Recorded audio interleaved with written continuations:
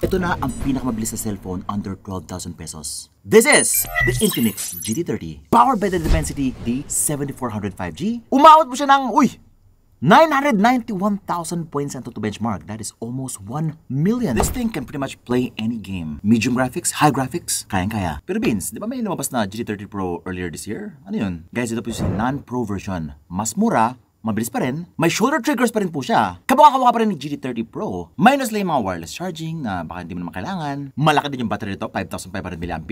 45 watts fast charging. Parehas na parehas sa kanyang display with the GT30 Pro. 1.5K resolution, AMOLED pa, 144Hz refresh rate, at may in-display fingerprint scanner pa yan. Syempre, kompleto yung sensor for gaming, gyroscope, e-compass, X-axis motor, and so much more. Wait lang, 11K lang to, SRP. Tapos promo price daw niya 10,000 lang. Paano pa sa live ko? Guys, nag-check ako lahat ng mga competitors to, kay Tecno, kay Nubia, kahit kay Infinix mismo, yung Note series niya, parang kinakain na niya. Ba't ka pa mag-Note series? Ito na lang. 5G pa. Even comes with Infinix AI. Guys, this is packing so much features, packing so much specs, so much value. Pwede natin siya. Unbox natin. Ako si Bench, you're watching Unbox Diaries. Ooh. Okay, so same box, same look as the GT30 Pro. This is the MPL official smartphone partner. Syempre, well optimized for Mobile Legends. Pero kay okay din. Guys, halos lahat 120 FPS daw, sabi ni Infinix. Pag sure, go lang. Ito na. Let's make sure. So cover lang pala to. Ito talaga yung box niya, GT30, GT4 Grand Tourers. Ganyan yung mga pangalan ng mga smartphone na mabilis daw. So meron pa siyang IP64 water and dust resistance. So pwede po siya maulanan, okay pa rin po siya. Corning Gorilla Glass 7i, 144Hz, wet and greasy. 144Hz ba yung smoothness kapag ka nabasa at pag swipe mo? Siguro wet and greasy, touch lang po siya. Meaning kapag ka nabasa pa rin yung display, pwede mo pa rin siyang i-up and down na ganyan na scroll. Gumagana pa rin po siya, which is nice, making it very useful. Ito na pa yung phone. Grand Gaming Tour. Outplay the rest. Outplay the rest? So parang daya pala to? Mas madaya kapag naka-gaming phone ka? Mas may lamang ka daw. SIM ejector pin, jelly case, ordinary lang. We're getting the papers, manual, and warranty card. Licensed by Qualcomm. Pero, MediaTek yung processor. Ito pa yung phone. And this is it. Color blue, navy blue color. Wow.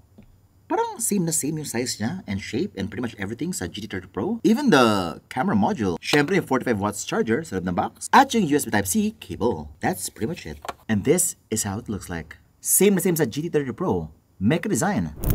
Pang alien. Pang out of this world. Pero parang may emblem siya dito. So, gaming emblem. Pag sa malayo mo siyang spaceship, meron siyang crosshair dito. It's a pretty okay, simple design. Much simpler than the Pro version. If you want the hardcore version, yung GT Master Edition guys, mas okay yun. Now, plastic lang pala yung likod. Glossy po siya. And even the sides is plastic. Pero matte finish yung sides. I love it. Ayan po ang itsura niya guys. Umiilaw din po yung kanyang likod. Just like the GT30 Pro. Parang nothing pala to Gumagana yan kapag binubos mo yung game space, nag-charge ka, may notification, it looks really cool. Guys, so kung napanood mo yung aking GT30 Pro video, meron pong gaming shoulder triggers po yung phone na yun. And it's also available on this phone. Andito lang po siya sa taas at sa baba ng power button and volume rockers. With this, pwede mo siyang gamitin like a gamepad. Ito po ay nauuso ngayon kasi nga marami na may gusto ng gumamit ng gaming shoulder triggers sa mga cellphones nila. Kasi nga, it's much more immersive. Mas pang console yung experience. It's like making your phone into a gamepad. Syempre, yung gaming shoulder triggers ay only available sa GT30 Pro dati na medyo pricey. Now, you can experience this sa mas murang GT30 na mabilis pa rin at okay pa rin yung kanyang gaming shoulder triggers experience. Ganito ba yung tsura nun, no? Kapag naglalaro ka sa Call of Duty. Ito scope. Ito naman, sniper. Scope. Direct, pakitaas naman ang sweldo nung sound engineer. Ako na nag-sound test dito. UAV online.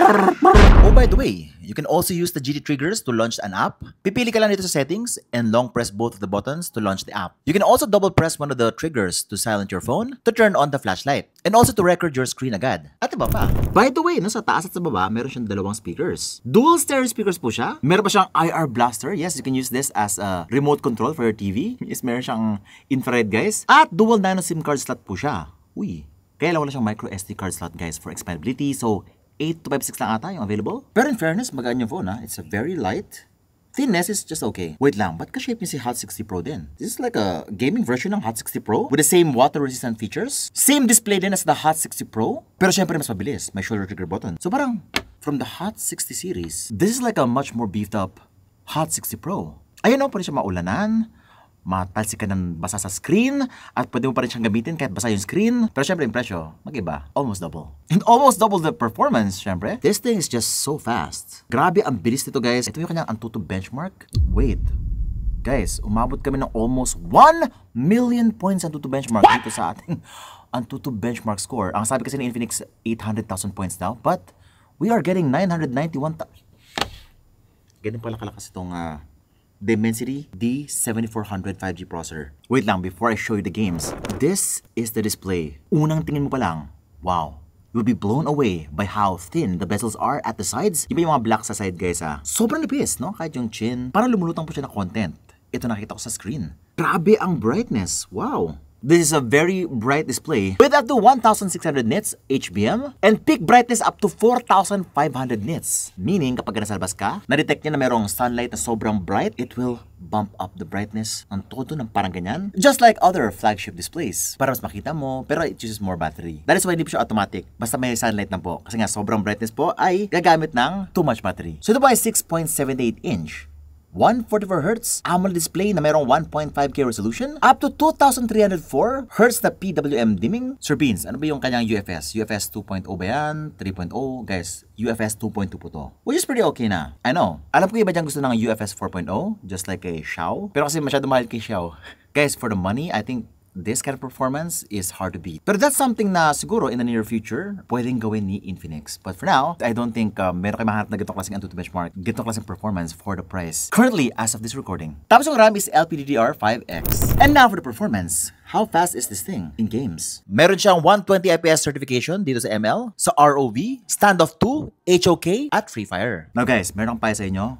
Never play a game diretso sa home screen, okay? Pag mag-open ka ng apps, punta ka sa game space ng inyong phone. Doon kayo mag-open ng game nyo. Kasi doon, pwede mong i-enhance pa ang performance ng inyong game. You can optimize it further. You can turn on performance mode just like this. So ito na pala yung kanyang game space or X Arena. And here, makita mo, parang nasa loob ka ng game console, no? Dito, makikita mo yung mga games. Meron siya mga thumbnails. Pwede ka mag-swipe ng ganyan to select. And dito, meron siya mga extra settings dyan. By the way guys, meron pa siyang setting dito, game storage. Pag in-enable mo yan, lahat po ng mga games dun sa home screen, mawawala. Dito na lang sila lalabas para mas convenient para sa inyo. Para syempre, mahanap mo lang talaga siya sa X Arena or sa game space. Tapos dito naman guys, meron siyang X Boost dito. Click mo yan. Lalabas yan yung mga extra settings, GPU settings. Kung gusto mo ng mas sensitive na touch controls, andito rin. With touch optimization, ayan na guys. May Zone Touch Master, Esports Grid Control. Meron siya mga settings for enhancing the network. Game network acceleration. Para less lag, less latency, I guess. Now, in-game, sa Mobile Legends, ito na ba yung tsura niya? Siyempre, pwede bang hindi to optimize for Mobile Legends? Siyempre, meron siyang Ultra.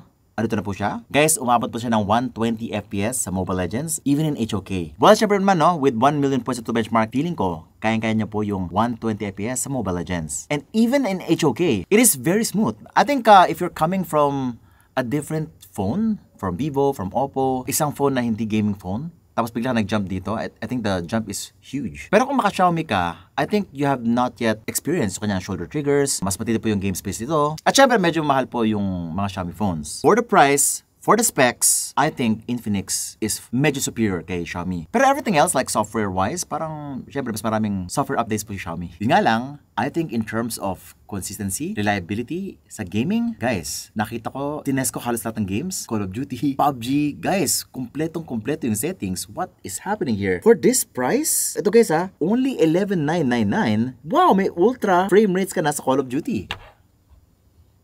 Saka mahanap ng ganun guys, wala kang mahanap ng ganyan sa ibang brand, ibang model. Pero low graphics na po yung ultra frame rates. Kaya naman yung mag-max settings if you just want 60 FPS, pwede naman. Kaya niya pa mag 120 FPS sa Call of Duty, pwede. And of course, syempre, with the support of shoulder triggers na rin sa Call of Duty, making your gaming experience much more immersive, snappy, at madaya. Ano madaya? Kasi guys, kapag meron kang ganito, well, it depends sa user Someone who's very talented talaga sa mga ganito can actually leverage yung mga extra features ng gaming phone na ganito. Kung before, 4 na fingers mo or 5 sa screen, medyo limited yung vision mo. Kasi yung fingers mo, tinatakpan yung screen, di ba? But now, you can free up most of the space sa screen by handing over those 2 functions dito sa shoulder triggers. By the way, shoulder triggers, ito na. You can map the shoulder trigger buttons up here sa kahit anong function in-game. For example, ito na, imamap ko na. Map ko yung left trigger sa scope dito sa Call of Duty duty, scope. Tapos yung right trigger naman for fire. Anything guys na repetitive yung kanyang ginagawa. Rapid na pindot and hold. Yes, that is something na very useful sa shoulder triggers. Wala siyang direction guys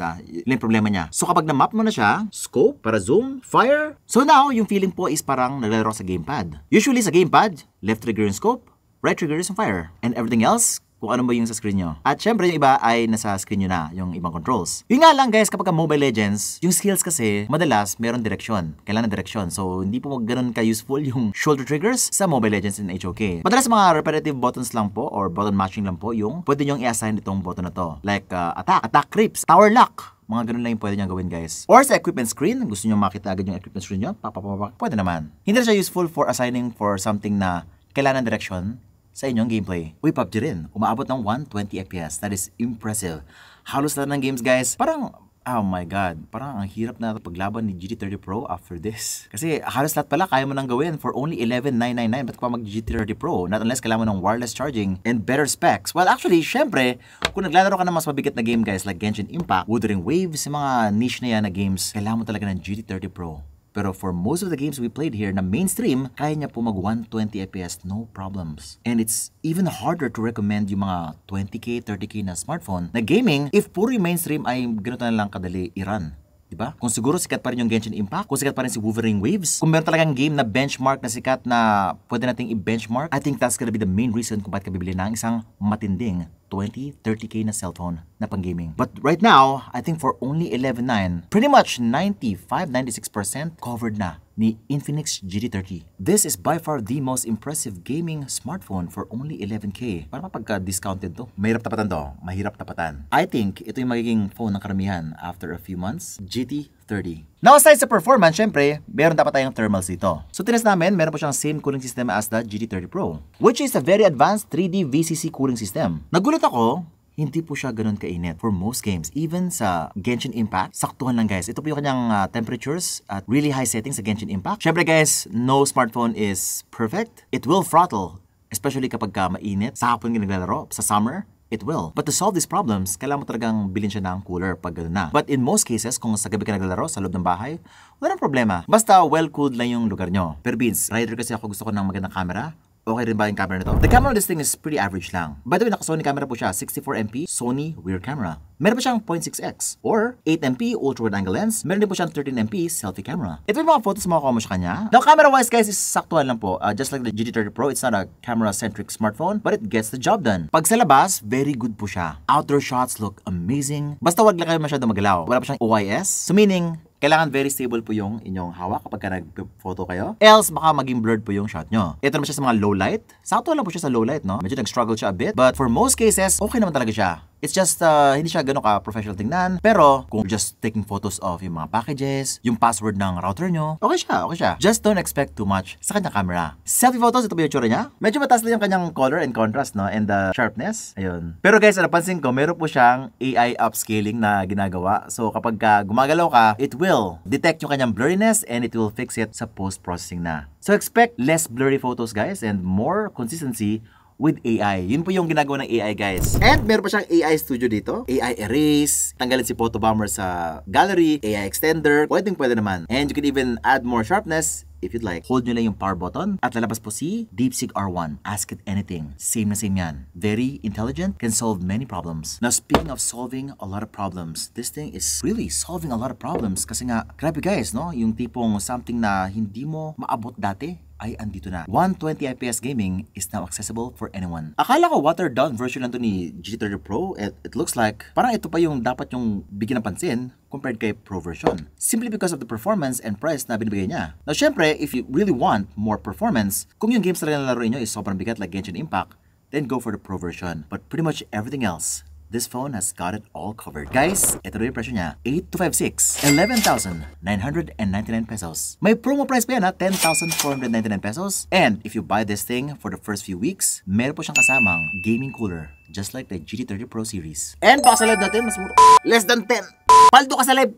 Alam nyo na yan guys, ik-ok shop. Pero what do you think? Is this actually sulit for you? Are you gonna buy one? Let me know guys in the comments below. And if you want to see more unboxing, reviews from Infinix, mag-subscribe lang, like on, so that you don't miss any of my breakouts. Thanks for watching Unbox Diaries.